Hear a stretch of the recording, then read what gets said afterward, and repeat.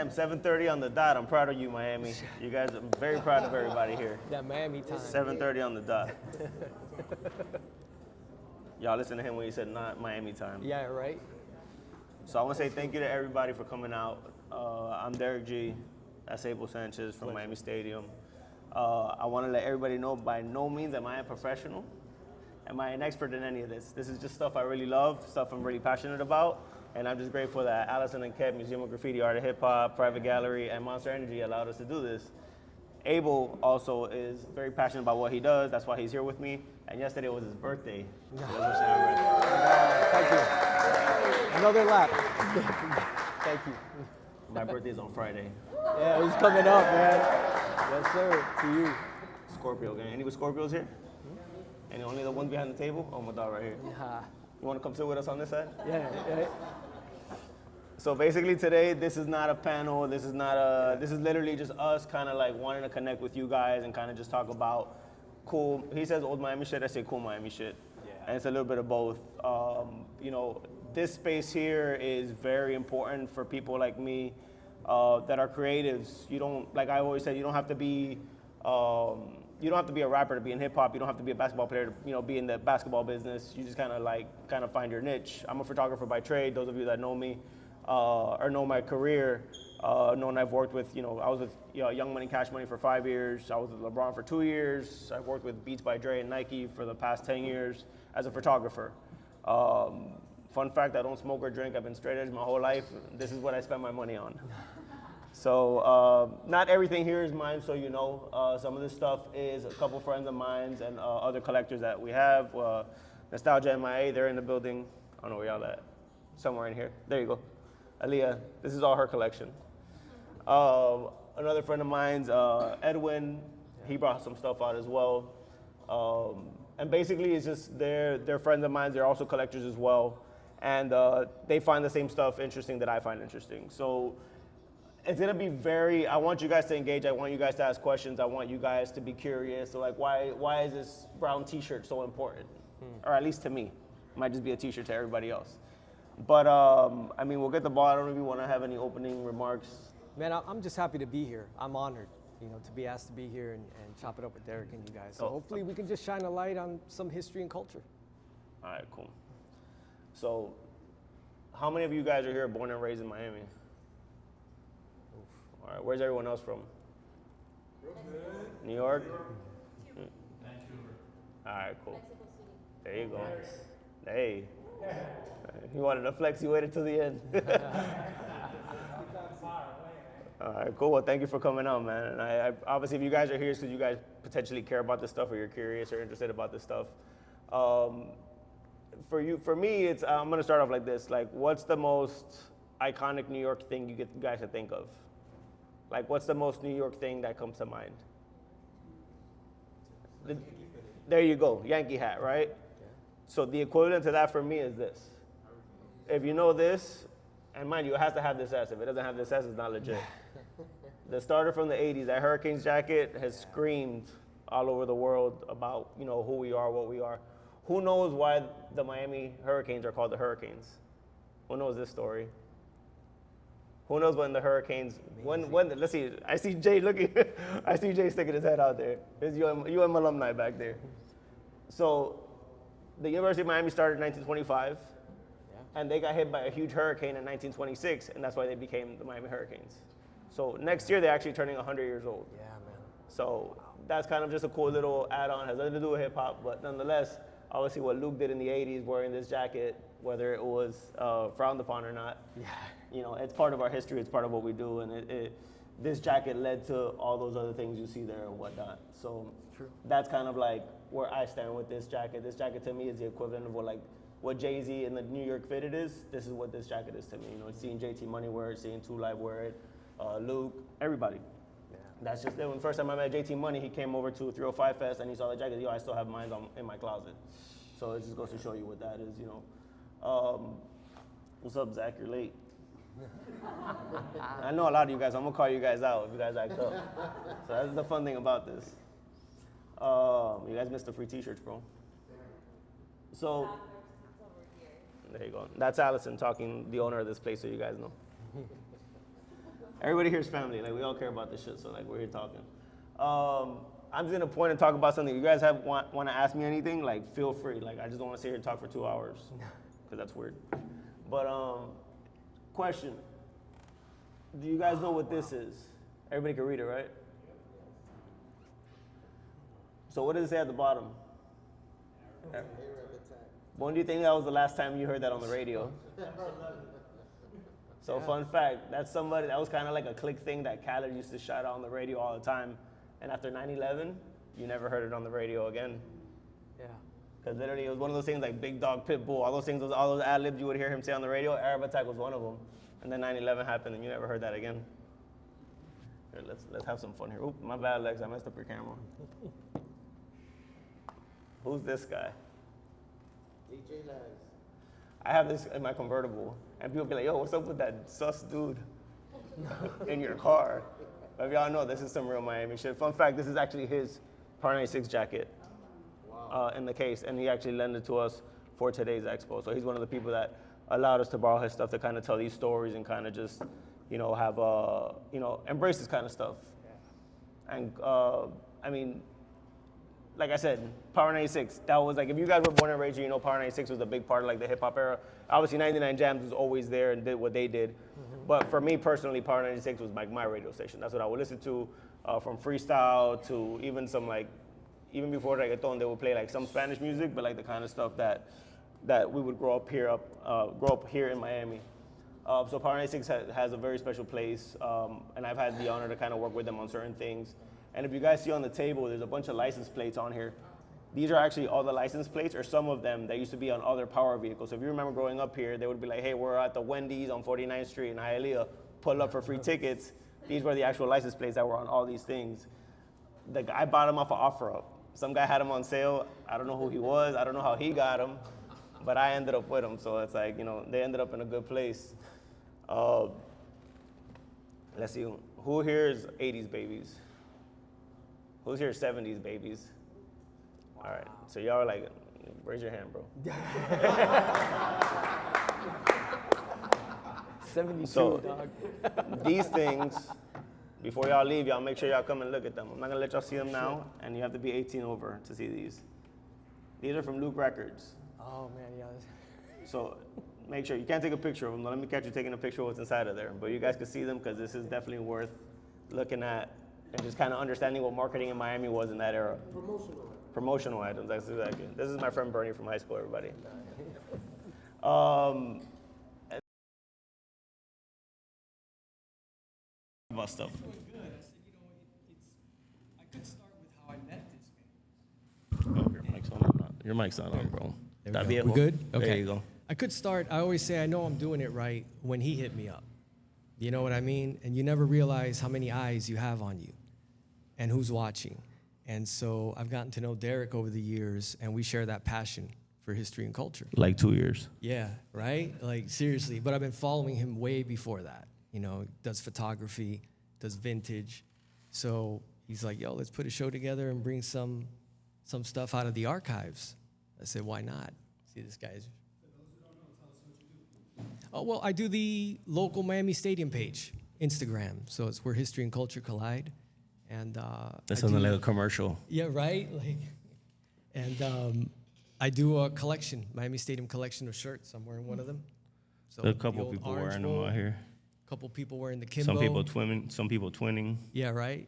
Couple twins out there. So, just trying to come correct and honor, like I said, the history and culture. We've done Orange Bowl, Miami Arena, Fifth Street Gym, a lot of stuff that's gone. Who here knows what Fifth Street Gym is? 1, 2, 3. Nice. Yeah, So you know. Fifth Street Gym, my dog Jay knows what it is. Yeah. Fifth Street Gym is a very famous boxing gym in Miami Beach. Have you ever seen the photo of Muhammad Ali punching the Beatles? That was taken here in Miami at the Fifth Street Gym. So there's a lot of cool stuff that happens in Miami that people are not aware of that happens here. And this is something that I take a lot of pride into, where I need to tell these stories. I need to team up with guys like Abel. Right. Our friend Pac Jam, he's not here today. He was yeah. invited to be here with us today. He's in Jacksonville.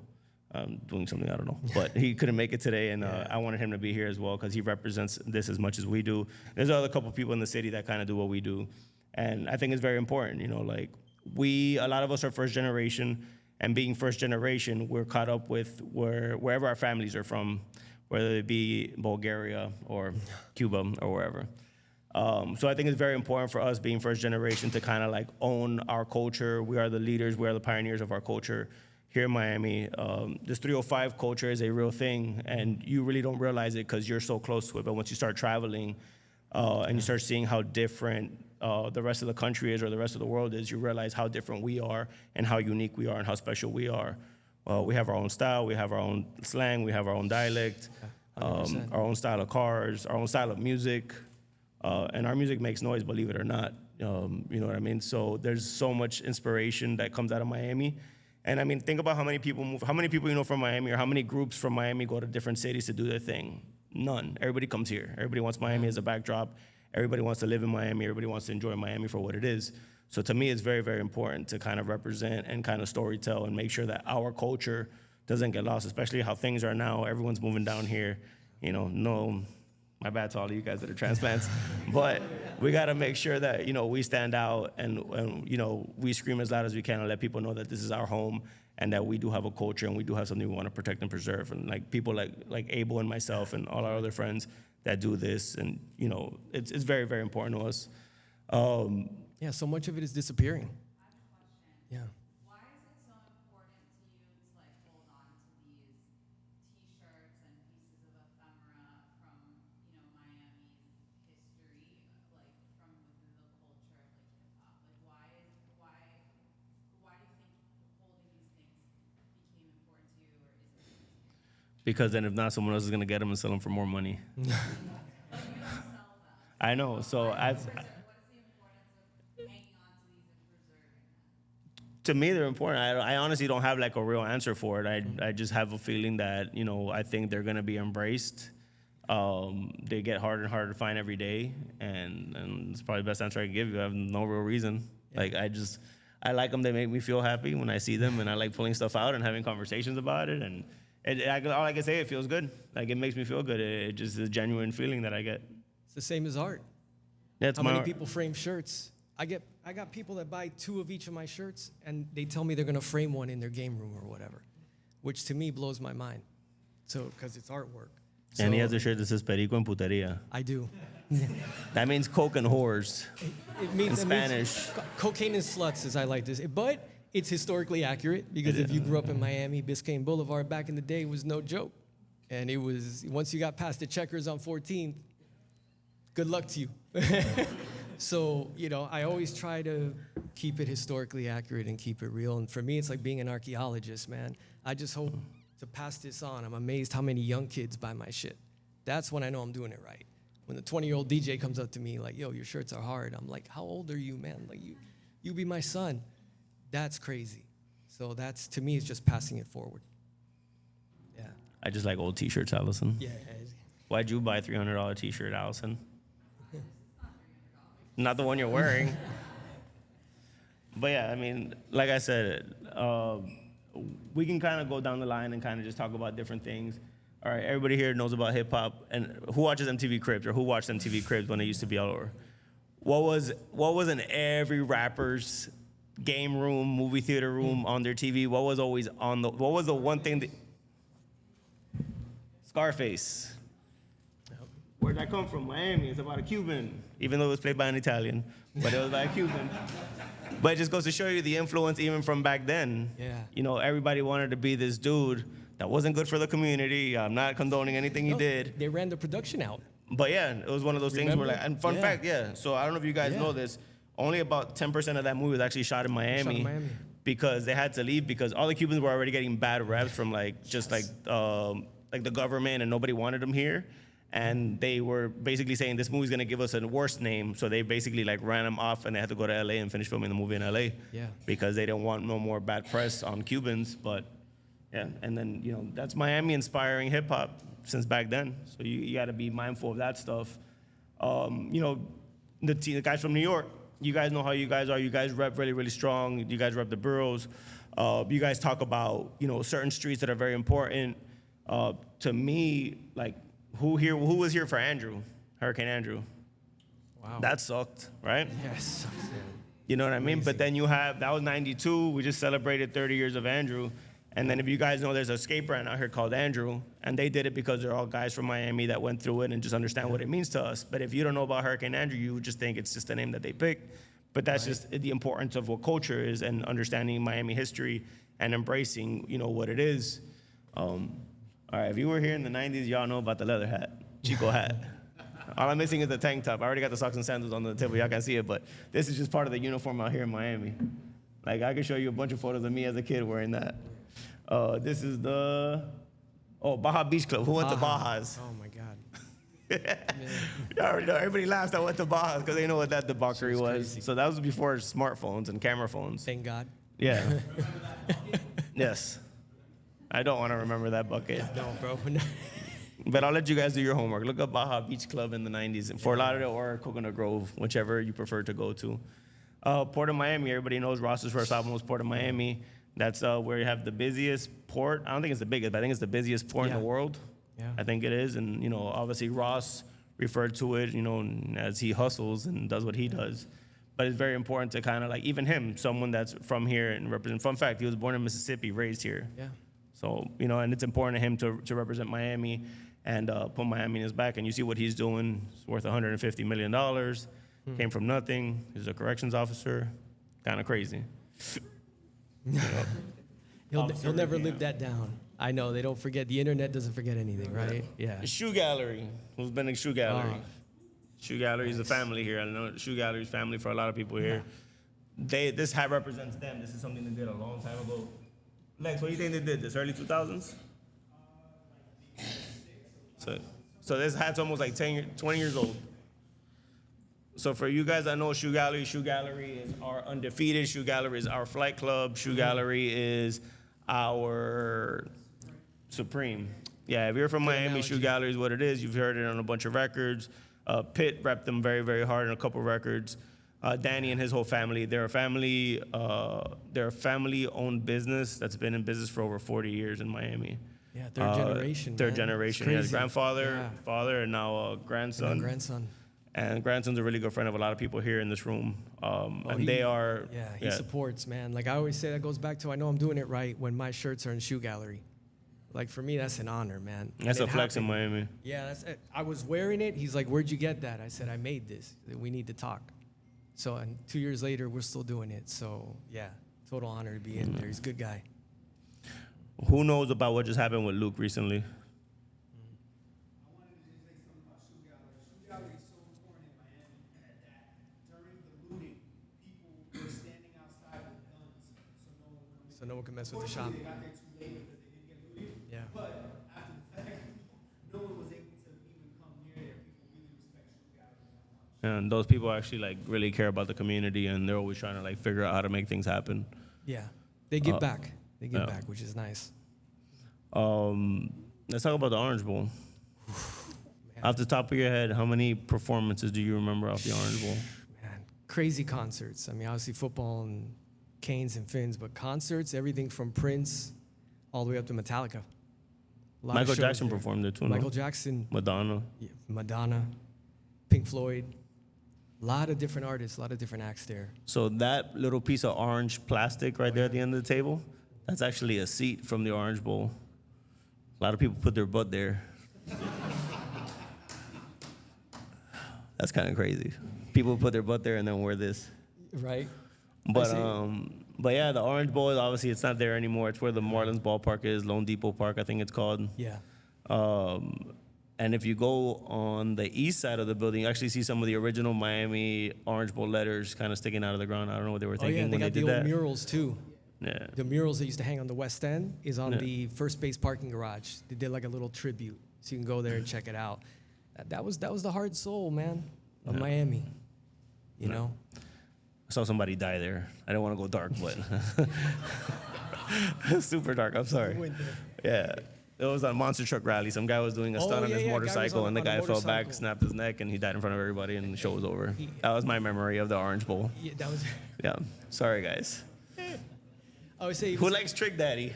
nice segue. Smooth, brother. Yeah, my bad. Damn it, man. So yeah, man. I mean, I don't know, like, who can give me like a cool story from anything you guys see up here? Is there anything you guys personally have that you guys want to talk about? Don't stare at me weird. Talk to me, Bernie. Yeah, yeah. So I'm born and raised in Miami. Cool. You used to work at Thunder Wheels. You're kidding. Bro. And hi, Leo. Hi, Aaliyah. I've heard of the Miami Arena. I've heard of Yeah. Joe Robbie, not Hard Rock. Still call We it still Joe call it Robbie. Joe Robbie. Still call it Joe Robbie. But I never heard of or had a clue of Miami Stadium. Ah. I never heard of it until way late in the game, probably after Yeah. the game got turned down. I Yeah. didn't know where it was. Can you give me some insight on how is that relative Sure. to Miami culture and how important that stadium is? Bro, that stadium was a game changer because it was the first one architecturally that had a cantilevered roof. So it was unobstructed views. It didn't have columns. So it was a firm called Mar Holman from Tennessee that designed it.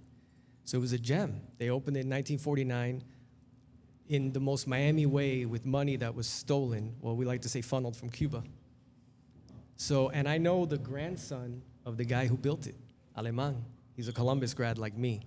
So his Mafia. total, yeah, his Those grandfather. guys from Columbus are the mafia. There's a great story where they asked him, how'd you get the money over, you know? And he's like, in suitcases.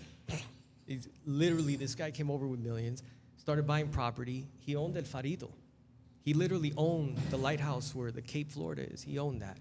So he built the stadium for his son. That was a gift to his kid, who was like 17 years old. Sounds like a tax write-off. Yeah, yeah, right? Like, you know, so they built this thing. Brooklyn Dodgers trained there. Jackie Robinson and all those guys. And that's right here across on the other side in Alapata off 10th and 23rd. Where the apartments is now, we put a historic marker right there. So it's crazy. You got Jackie Robinson, these guys. The Orioles came in 59. They trained there. I used to sneak in the 80s when I was a JIT. Ended up being a bat boy for them. And they left in 90, the Orioles did. The Miami Marlins were born there too. Yeah, the Miami Marlins in 1956, the original Marlins, which was a minor league team, played there with Satchel Paige. Yeah, it's crazy. And then it got abandoned. Well, the Orioles left in 90. It was renamed Bobby Maduro actually in 87, who's the old Cuban baseball entrepreneur. And he died in 86. They kind of rededicated it for Bobby. Orioles left in 90, and it was basically abandoned until 2001. And then they demoed the shit out of it, bro. PLP. PLP, as we say down here. And it became an apartment complex like in 04. Yeah, it was a beautiful park. Had neon foul poles and shit. And they had concerts there. Two Live Crew played there. Beastie Boys, Run DMC.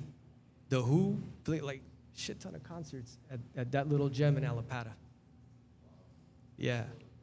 Yeah, no, I try, brother. That was like my second home as a kid. So for me, to see that tour, that's actually me in the photo. I got a homeless guy to take that photo. I went 3 days before they demolished it, dude. And I'm like, man, I need a photo. And I pulled this dude out who was sleeping inside. I was like, yo, my man, come here real quick. Do me a favor, set him up kind of in the corner. And that shot became a shirt 20 years later. Yeah. What did you give him for waking him up? I gave him $5 to go to the Miami Stadium Market, get a beer. There you go.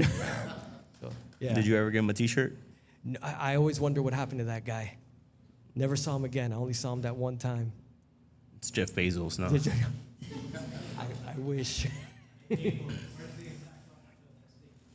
Oh, there is a replica. Dominican Republic saw the stadium, and the dictator that was over there back then was like, I need that. And so they went and they got the architect, flew him over, and in 1955, it's still there. It's called El Estadio Quisqueya, which is now Juan Marichal Stadium that you went to. You sent me some good video and photos. It's basically an exact replica of the stadiums in Santo Domingo. What a jocker. Yeah, you're right. Been Miami since when? Since when, right? They literally, the guy was like, I want one of those. Yeah, it's crazy. Awesome. How many of y'all know that Uncle Luke actually ran for mayor? You know. That's kind of crazy, right? Yeah. The guy that says pop that pussy ran for mayor.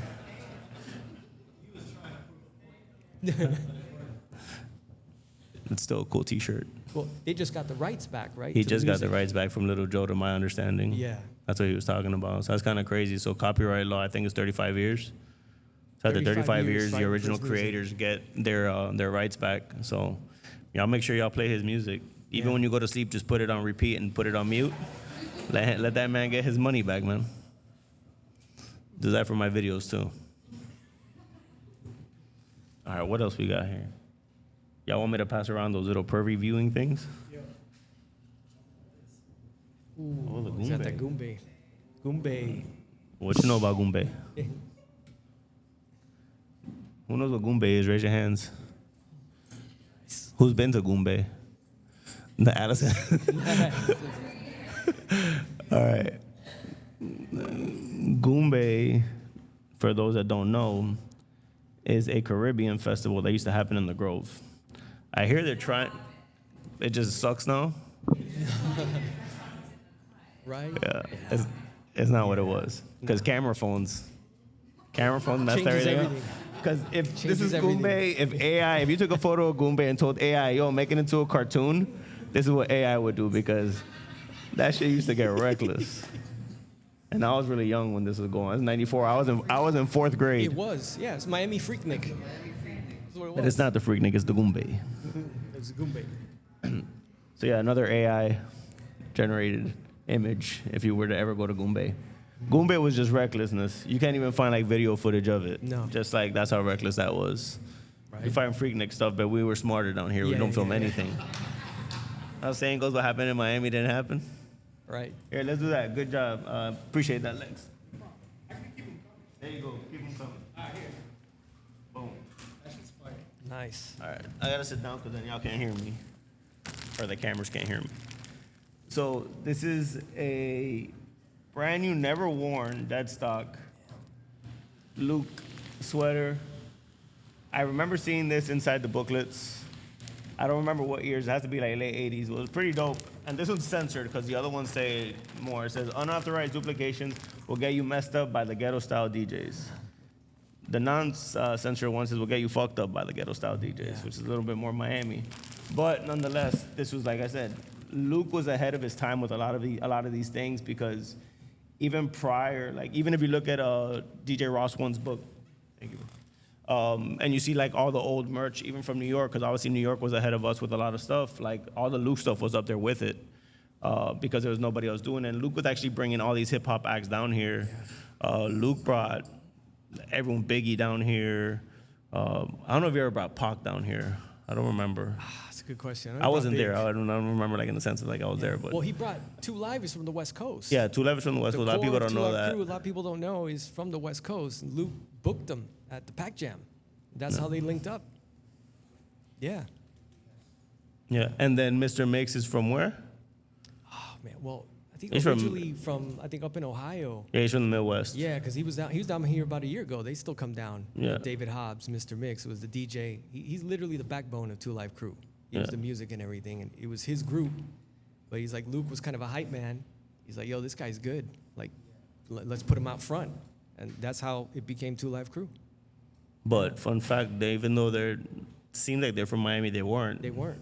Yeah. But Luke came on and kind of did his thing, and the rest is history. We lost Fresh Kid Ice and Marquise. yeah, brother Marquise. We just lost both of them, so it's like, you know, hopefully Luke and Yeah, Dave can hang on. Mr. for- Mix can kind of Yeah. become friends again, because they're not. Yeah, they weren't exactly on So- speaking terms. You know, groups, man. You know, there's always a little drama. So it's like hopefully they can kind of squash that and So- reconnect. 305 Films. Who knows what 305 Films is? 2 people. All right. So 3 people. Zach knows. Shout out Jarritos. So 305 Films is a company that was started by Gil Green and Judd Allison. No relation to Allison back there. I'll wait till the person in the bathroom stops. So almost every video you can think of that was ever shot in Miami was probably shot by these guys, all the big ones. And let me see y'all frip. So We Taking Over, Miss Officer, Elevators, I'm So Hood, Money to Blow, Magnificent, $1 Million Girl, I'm a Zoe, Overtime, All I Really Want, All I Do Is Win, take your shirt off, for my town, put your hands up, champion, bedrock, aloha, lay back, go. And all the heat intros, basically, that you see are shot by this company. These are the gentlemen that allowed me to hang out as a very young adult and take pictures of them doing their thing, and hence my career. If you guys don't know, like I said, I'm a photographer by trade. Behind the wall here, you can see some of my photos of some of the behind-the-scenes stuff that I've done in the past. But this shirt was done in 2010, which is 14 years old, and this is literally one of my relics of something I'll keep forever, because I was probably on set of like every one but one of these videos or one of these jobs. And I have photos for all these, so maybe one day I'll do a book and release all these things. But this is important Miami history, because these were the guys that set off the music videos in Miami. And then when this era happened, which is like around 2006, is when everyone started coming to Miami to do videos. And obviously that's an economy that started booking all the cars, all the girls, all the talent. Everybody was from Miami in these videos, and they brought money to us, and it was thanks to these two guys. And they're born and bred local guys. I'll let Abel talk about this one, because he went to this thing. I was too young. What was it? Liquid. Oh, is that Fat Black Pussycat? Oh, Yeah. wow. That was a Monday night party that they used to have at Club Liquid. Ingrid Casares, Chris Pacello, and those guys. You had to have a password. But I was working at a record shop back in the day, so they would kind of let me slide. That was crazy. That's like a legendary club and Monday night party. What year was that? Probably 94, 95 is when they start going. I was in 4th grade. There you go. But it went on into like, didn't it go into the early 2000s? I was in 12th grade. A little bit like early 2s, and then kind of right there. And dude, that line would be around the corner. That's when the beach was the beach, and it was crazy. Yeah, you know. I see your face. Yeah, you know what I'm talking about. And smartphone cameras sucked And at there was night, so no- you can get away with murder. Exactly. Yeah, no, Liquid was legendary. I mean, that's a hell of a name. Yeah, Ernie Harwell was the one who created that party. See, I knows everybody's name. I don't know how he knows that. Yeah. Somehow it's in there. Let's get something else, Lex. What you think? Okay, boom. Who knows what CHP is? Who watches Drink Champs? Everyone should raise their hand here. Everybody should know what Drink Champs is. So Drink Champs Crazy is Hood. started by DJ EFN and Nori, which everybody knows who Nori is. And CHP, which is Crazy Hood Productions, is actually it's a collective group of gentlemen from South Florida that make music and just do cool stuff. EFN and Nori have been friends for many years. EFN actually flew him down here to do his first show down here. I believe that was the story. Yep. And they became really good friends. And now because of that, they have Drink Champs, which everybody knows is one of the #1 podcasts in the country or in the world, I believe. But this is one of their old rap shirts. Garcia was a rapper Yeah. that was under Crazy Hood. And he stepped away from rapping, and he's very, very talented, by the way. He Stepped away just- from rapping and just kind of stayed back, and he stayed in the game. He's actually a video director now, and he works with Yeah. 305 Films. He works under Gil now. Right. And he actually has a VMA, which is great. And Miami guy. You know, they're literally like, these are like real Miami kids, first generation, everything I talked about. And, you know, very proud of those guys. They rep, they're still all friends. They're still Crazy Hood Production. They're actually celebrating, how many years? 30 years they just hit. Yeah, and they're celebrating November 10th at Lincoln Beard. At Lincoln's Beard. Lincoln Beard's Brewery. Yep. Yeah, so if y'all want to go see some more Miami stuff, like those are the guys. Shout out to them. That whole squad is like, and then actually across the street over at Museum of Graffiti, he actually got the key to the county, which is crazy. And he actually has the first key to Kendall, Yes. which is crazy. You know what I mean? And this is all came from them doing stuff with music. Right. You know? He also won a BET award. Oh, and they also got the BET award. I forgot about that. That's Yeah, right. he went up there. He shouted out Miami. He didn't let Nori speak, and he shouted out Dade Yeah. County, which was a big thing for us down here because we don't get that platform. No. I don't know who made the shirt. I just thought this was dope. And I've never noticed the silhouette of Dade County before. So that's what this is. That's the actual shape of our county. It might be different now because this is probably a really old shirt. I know we keep buying more land, but I'm not a real estate agent. But this is just, for those of y'all that don't know, that's our hand gesture. It's the equivalent of the LA hand gesture that everybody knows that Esteban Oriol took a photo of. But this is what represents us. Some people throw up 503 because they don't put their hands wrong, but it's okay. But this is the right way to do it for those of y'all that like taking those pictures, huh? Show us. I can't hold the shirt and throw it up. A lot of people see them do this. That's Portland. Stop doing it. He's taking pictures. Look, trying to catch me slipping. He's trying to catch me slipping. Hell no. You set me up. That's fucked up, Lex. What else we got? Digging. Let's see.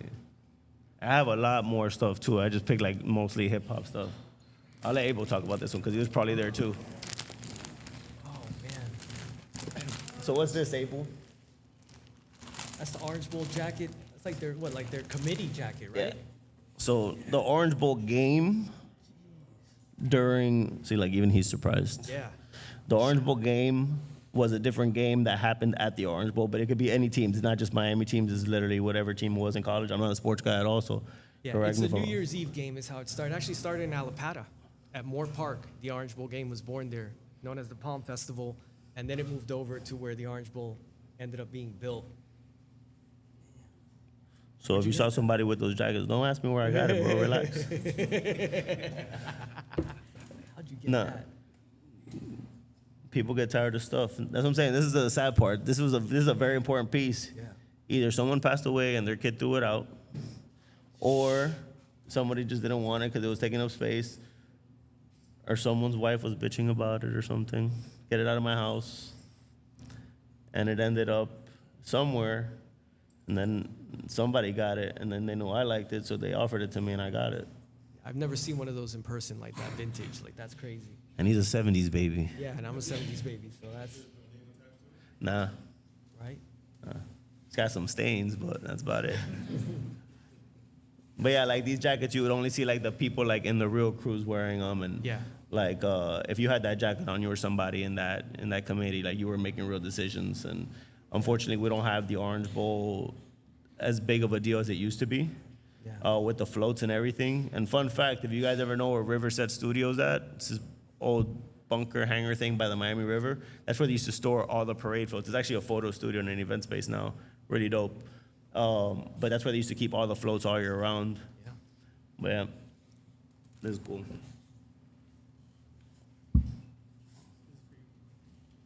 Oh, this is you talk about Dorsey. Dorsey Park. We'll put it up here.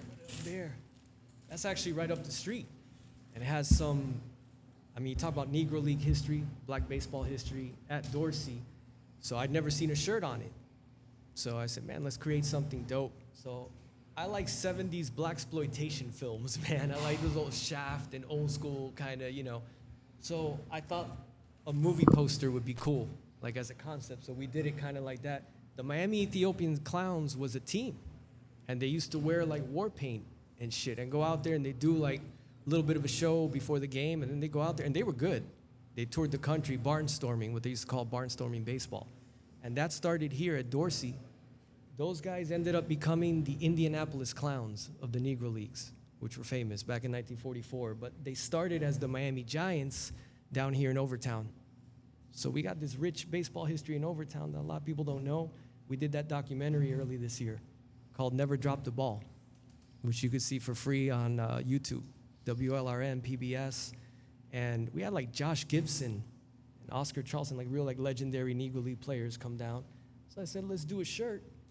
And we have that on the back, and we just hit them with the clown logo and Overtown in the front. So again, just about preserving the history and the culture. That was the actual logo that the Ethiopian Clowns had. And I have photos of these guys, so this is what they look like. They literally, dude, it was crazy. It looked like something out of a horror movie, right? Like, Can you imagine those guys in an alleyway holding bats? those guys holding bats, right? Like, coming to your town, but they would sell out because it was entertainment, but they played Sell out really in a good ball. way, not sell out, sell out. Exactly. No, and obviously it's controversial because, you got some brothers with some white face on, you're like, yo, hold up. And, but, it was crucial that the black community embraced it. Wouldn't have worked without it. So thank God. And these guys were able, because the major leagues did not get integrated till 1947, till Jackie Robinson.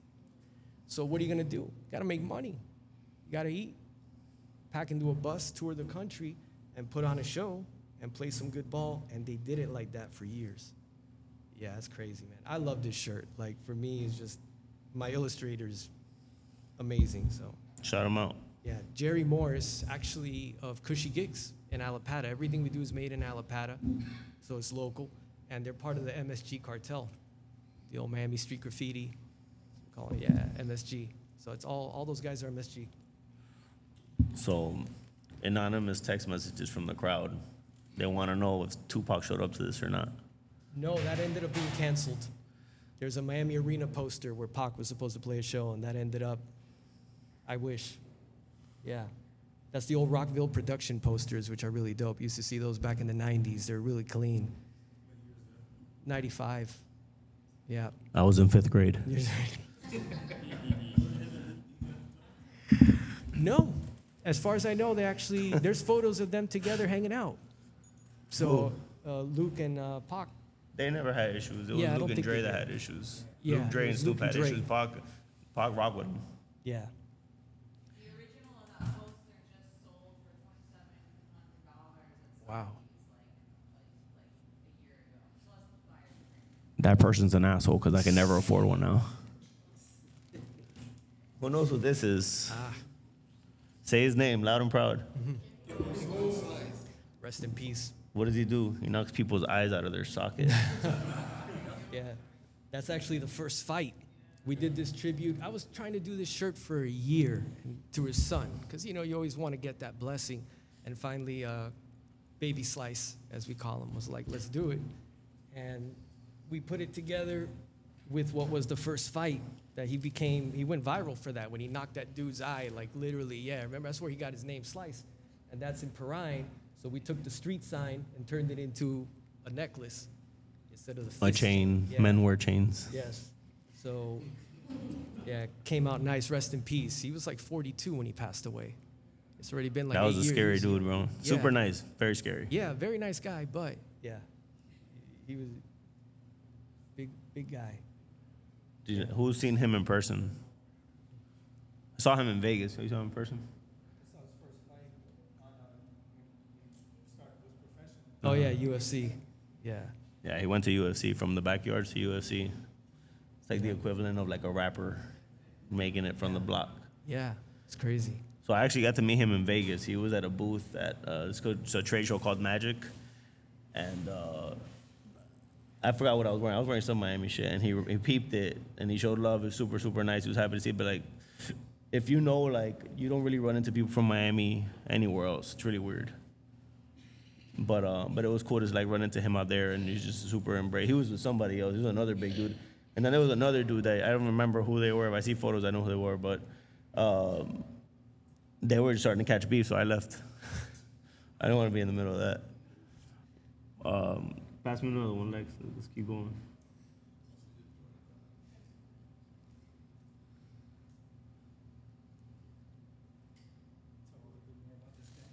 All right.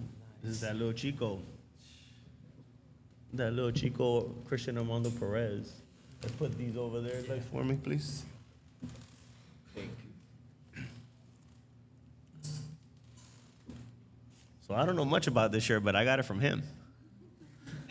He doesn't know much about the shirt either. So we're wondering if this was fan-made, which it probably was. But this is dope because if it's fan-made, that means there's only one in the world. Right? And I own it. Yeah, obviously. Probably. What's crazy about all those guys is I remember seeing them back in the day. He used to walk around handing out mixtapes when he had the cornrows and shit. EFN was over at the Marlin doing Def Jam Wednesday. So all these guys were just around. And then next thing you know, like, oh, so-and-so got signed, so-and-so, Luke put him on, and they all blew up. Yeah, it's crazy. Crazy. First strip club I went to in Miami was with this guy. I was 18. This was in 2002. Angels. What else you got? Po' Boy.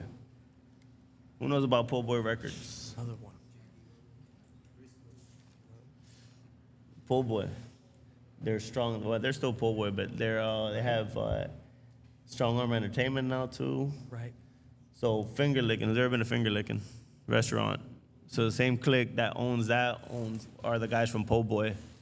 Along with music, they extended into many other businesses. And it's cool because they do it in their communities and they hire people from the communities and it's all came from music. And, we have to we have to embrace and we have to be grateful for these guys that are like really looking out for people in the community and kind of tapping in and using their talents to like create opportunities for them. So that's what all this is about. It's kind of highlighting people that don't really get highlighted. There's so many people that are out here now that are celebrities that get more, they get embraced more because I guess they're more popular or they're more relevant or whatever the case may be. And they don't do shit for us here in Miami. They just cause more traffic, take up more space, raise the rent, everything else. But these guys that are really doing stuff for the community, which is everyone on this wall and beyond, they're still here and they're still doing really cool stuff and they're still trying to like, you know, survive and keep the city on. I will in a few minutes, Allison. Allison keeps texting me. Thanks, Mom. So, before I take questions, like I said, if you guys have any stuff you want to get rid of, holla at me. Let me know if you guys have any cool stuff. Give me first dibs. It'll go to a nice home.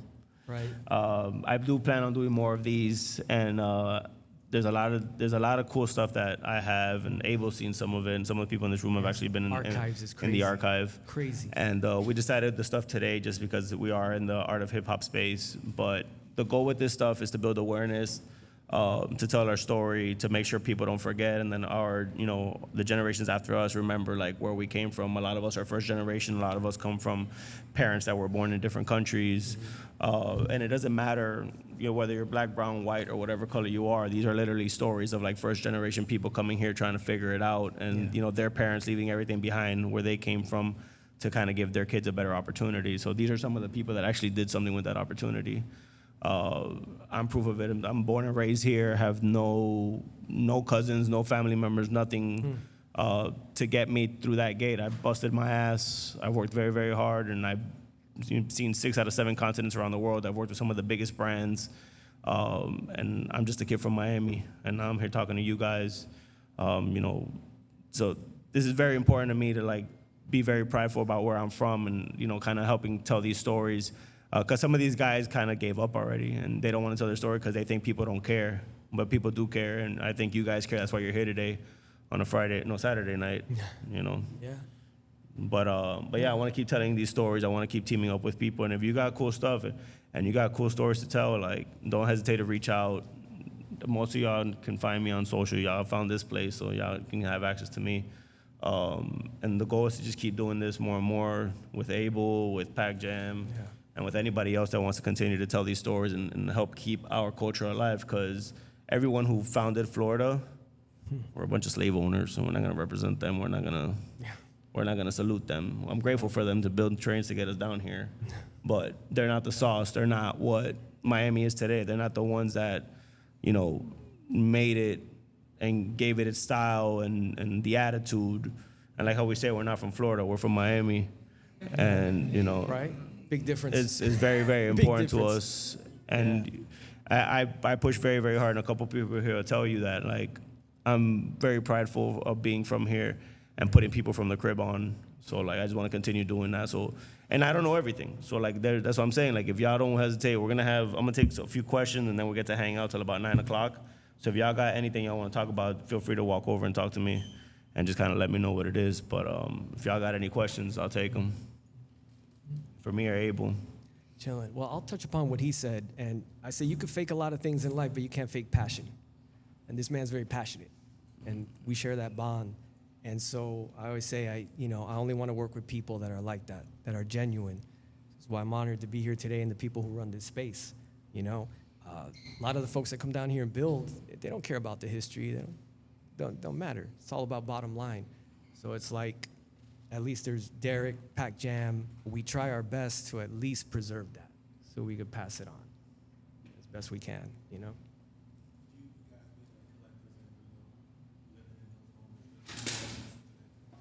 What I felt, I'm sorry?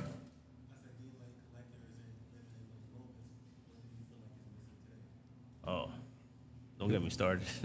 All We're the here for another structures 2 to begin hours. with that have been torn down, all this stuff you see is gone. I mean, Oh, Yeah. Coco Walk. Yeah, they I redid mean- it, but it's not this. It's nowhere near. No, it doesn't have that same sauce and vibe. I feel like the community itself wants to still be who they are, Yeah. but those in control or those that I would say run things cater to the transplants more than they do to the locals. 100%. So I think that's a big part of like, you know, why people are just like, fuck it, like they don't, you know, because they feel like nobody cares or nobody's concerned about their opinions or whatever the case may be. And obviously that's not true. That's why we're here today. But you know, I can only make my moves. I'm not in a position to make moves for other people, unfortunately. But I think that's a big part of it. It's just kind of like, I just heard Sunset Place is about to get leveled. Yeah. You know what I mean? And it's kind of like, that's all our childhood, but I guess, you know, it's progress to a certain extent. You know, we can't live in nostalgia. I was actually at a job recently where they were like, we have to embrace the future as much as we embrace nostalgia. And I think that's a very good way of looking at things. I'm going to miss a lot of the stuff that, you know, that was around. I'm from Hialeah, Pink Pussycat, gone. Rest That in was one peace. of our favorite buildings, you know what I mean? But it's one of those things where we have the photos. Luckily, we're in the time where we can document everything. Right. And, you know, you can embrace the photos and we can talk about stuff. Cat, you're late. Yeah, you just wish there'd be some kind of balance. I say some shit runs its course. I understand life moves forward, but just find that balance where, you know, we don't lose everything because then we become a blur of just like Chase Bank, Starbucks, and CVS. How many more of those do we need, right? So just balance it out a little bit, we'll be good. That's it. What would I bring back? Pink Pussycat, no. Pussycat for sure. Done the wheels, 1,000%. You ask anybody, probably 99% will tell you the Orange Bowl. Orange Bowl all day. I wish I could Yeah. bring that back to Fifth Street, but OB, number one. Yeah. The chili cheese burrito at Taco Bell. Oof. Saturday nights. Hey, loser laps at Coconut Grove. Loser laps. Can't find parking. You're just going round and round and that. Yeah. Yeah, dude. Oh, the ones that made this happen were here today because of Monster Shout Out Monster. Yeah. Yeah, and they made a guava one. Guava Vice. You think this is for Miami or what? Yeah. Right. Yeah, I can speak about like more like the underground artists that didn't really get to like low like Color Superior, DJ, Ooh. like Saturday Night Funk Fox, Rhythm Rocker. EFN just sent me a poster of when Wu-Tang played here at the old Mahi Temple, 94, and Mother Superior opened. That's crazy. So, I mean, that's history. I always think, I was just talking to someone the other day, there was a rapper named J Pure who passed. As good as anyone I ever saw. That dude walked into an open mic, forget about it. And he was involved in a car accident, ended up in a coma. And then he died a few years. So it's almost like he died twice. This guy, and I'm telling you, you ask EFN, he's got some records of J Pure. As nice as anyone, that kid was, and a real MC. And it's a name that nobody knows, but that dude was nice, man. And he died twice. I always think about that. Sad. So that's a name that comes. Yeah.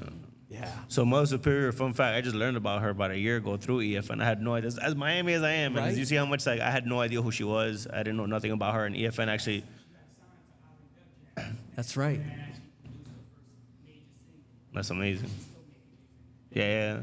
No, I know she's back. I know she's back and forth down here now. EFN was the one that educated me on her, and actually we happen to have that conversation on film. So like, I definitely want to learn more about her. I want to start bringing, like I said, this is the first of many, and my goal is to start bringing these people out that need to get more shine, need to be in more conversations, and kind of just be tapped into and understand like these people were pioneers down here, and because they did it at the wrong time, Right. No social media, none of that stuff, it was harder for them to pop off or whatever the case may be. So that's one of my goals, to like get these people on and give them a place to kind of shine and let people hear their story.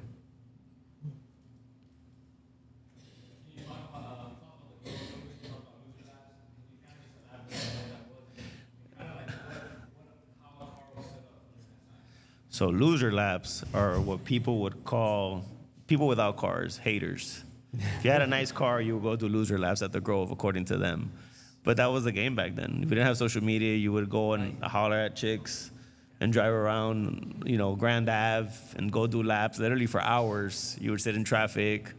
But explain a car club. Oh, it was a car culture. Like, you would have hooked up cars, you'd have lowriders, you'd have, like, before donks, it was just like box Chevys and Regals, and essentially it was just cars with loud music. Yeah, it was just like, fun fact, I fell asleep Cinco de Mayo driving in traffic, and I crashed into 2 cars. One of the guys I crashed into actually went to my high school.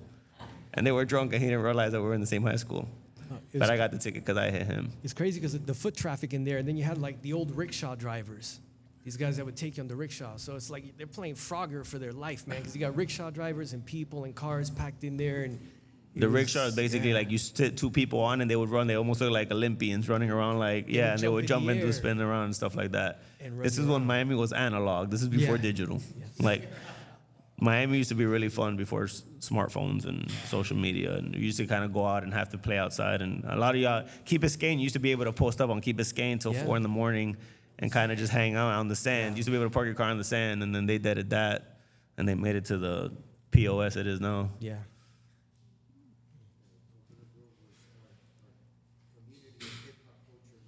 Yeah. Yeah. And then 100%. once they kicked you out of the Grove, you would go to the beach. That was You'd it. go to Cazola's, go get a slice, And then go to the and beach. then go to the beach. If you got a shorty, then you'll go to Key Biscayne Yeah. on the sand. Any other questions? Was there a specific moment for you guys that you fell in love with the Miami culture when you were like kids, or what was it for you guys that just made it stand out? Shit, for me, so as a kid, I've always been a car guy. Those that know me, I'm a big car fanatic. I was always into lowriding. When I was younger, where Miami didn't have a music scene yet, or I wasn't as aware of it as I am now, I gravitated more to West Coast rap because their videos were about cars and sunshine and pretty girls. New York rap was about being cold and angry, and it just wasn't my vibe. I couldn't relate to it. I didn't have a stoop. I didn't wear Timberland, so it's just, but cars was always my thing. So Snoop and Dre, just like, I gravitated to them. I was actually in a car club when I was very young called Individuals, and it's the car club that you see in the Gin and Juice and the Dre Day videos and all that stuff, and like that's what inspired me to get into that. So all my friends out here were like on big wheels. I had 13s and 14s on my car, and fun fact, I went to prom with 9 girls in my Cadillac. And a friend of mine made fun of me because he went with his chick and he had 17 by 9s on his truck. Nice. And he's like, this is what happens when you have little rims on your car. I kind of flexed on him. But you remember that, Bernie, the Cadillac? But once I kind of started stepping out and kind of seeing the rest of the world and understanding how different Miami was, then I started embracing Miami more. When I was a little kid, like I said, I'm not a sports guy. My favorite team was the 49ers because they were the red team. I like the color red. Now you only see me wearing, teal and orange and green and orange. I'm very Miami as it is because as you grow up and you realize how special Miami is, it was probably like exiting high school is when I realized like how different Miami was to like everything else and started like stepping out and seeing what that was. And like that's when I really started embracing it and kind of like, and mind you, like I said, I started traveling really young to the West Coast. And I started realizing like it's 2 different worlds completely, and especially down here, even here compared to like the rest of Florida is so different. So like probably like 2001, 2002 is when that's when I like really became passionate and started like repping Miami very proudly. Nice. For me, it was actually sports. I love sports. So it was like going to games, Orange Bowl, Miami Arena, and then a lot of the sports. And then the soundtrack was usually everything from like Miami bass to freestyle. I'm an 80s baby. So I was like, I like Metallica, I like Van Halen, but 70s, baby. yeah, but this Two Live Crew shit is cool. And then I listen to some West Coast, East Coast. I mean, I love Rakim and PE and all that old school shit, Tribe. So it was that balance of, and that's what you heard coming up in Miami, and a lot of malls. Miracle Center, Dayland, Omni, Bakery Center, Westland. It's just malls and movies and music, man. A lot of that. What year was that? Yeah, God, I'm class of 90. Specs. I worked Your at class Specs. of 90? Yeah. I was in kindergarten. Yeah, look. I would have been babysitting him. Specs and Peaches. Specs was a shit. Specs was shit. Blue Note Records in North Miami. If you want to Remember vinyl. KB Toys? Yeah, KB. KB Carjul Records. Carjul, which was a hair salon with vinyl. You go in and get your hair cut. Rest in peace. He passed away. Carjul on Coral Way. So it's just, back when people were still buying records. Now it's all come full circle. Everybody loves vinyl. But back then, that's what it was. Tapes, CDs. Who still has tapes here? This guy has all the tapes. I Can't buy no tapes because he buys them all off the internet. It's my competitor on the internet. I don't know, man. You guys have any questions? Anything else? Talk to me.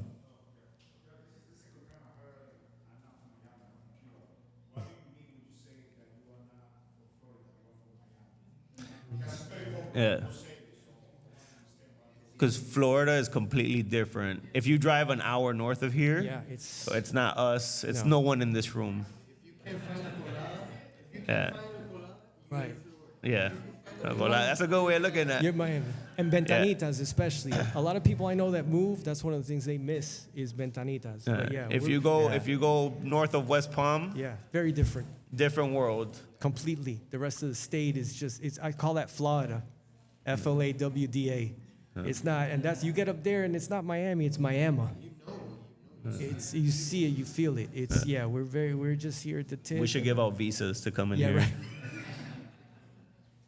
Right? Got it? You good?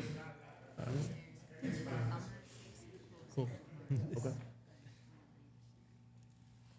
We're done, Allison. You can say whatever remarks you want.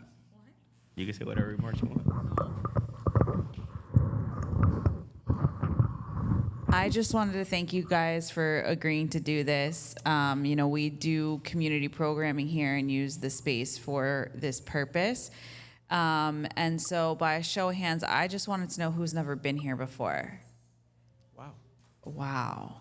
Okay. As in this location during Art of Hip Hop. Wow. Oh, no, who's never been, okay, let's start over. Who's never been to the Art of Hip Hop? All right, this is amazing. So first of all, my name's Allison. I'm the co-founder of the Art of Hip Hop, and I just wanted to say thank you for coming because we use this space to celebrate the culture, not just the music, but also the t-shirts, the hats, the shoes, the stories, the artwork that goes around. This exhibition is about the visual artists of hip hop, the fashion designers, the photographers, the logo designers, all of it. It takes so much to keep this place alive in the middle of Wynwood. It's an all day, every single day job, and I love what I do. And Derick was a big part of building this, and Abel comes out and supports every single one of our events. And I just wanted to take this moment with so many new faces to encourage you guys to get involved and to stay involved and to tell a friend and to follow us on Instagram and to pick something up in the gift shop, because every single one of those things helps so much keep culture alive in the city where we're holding on by a thread. You guys see how much things have changed since the past. Things are changing so quickly, and we're just holding on, and we want to keep doing amazing things. So a couple of quick announcements, which is that this exhibition that you see here tomorrow is the very last day of this. So take it all in, grab photos, tell a friend, because we're going to reopen on November 22nd with a brand new exhibition. And so you guys are at the benefit of getting to see something, all of this tonight, and then boom, you're gonna get 3 weeks from now, a whole new iteration that's gonna be here for a long time. And so we have so much in store. Art Basel, I'm just gonna say it, we're partnering with Spotify. It's gonna be insane. Rolling Loud's coming in. We're getting the support we need for the 1 month a year where everybody else comes into town. But the rest of the year, there's 11 other months where we hold on to our community, and we need you guys. And tell a friend, let people know if you enjoyed this. If you didn't, just tell them that anyway. No, I'm just kidding. But I just wanted to take a minute to thank Derick, because he's been really passionate about this project since day one, and Iris, who's lent Derick to, the community at large, and for doing what he loves to do. He just told you guys, like, his t-shirts make him happy, and he makes us happy, and Abel as well. And so thank you guys so much. And there is a free bar with Monster Energy that is making this programming possible. Some other adult beverages over there as well. And so please hang out, kick it. We have a little bit. Come meet Derick or Abel or me or my partner, Ket, who's back there with a Chappelle hat on, and say hi to our staff. And hit the gift shop because we're about to endure 3 weeks of being closed with no revenue. So Lex runs our social media. He's building us out a brand new website that should launch next week. So a lot of exciting things, and please stay in touch with us. So that's it. Thank you guys.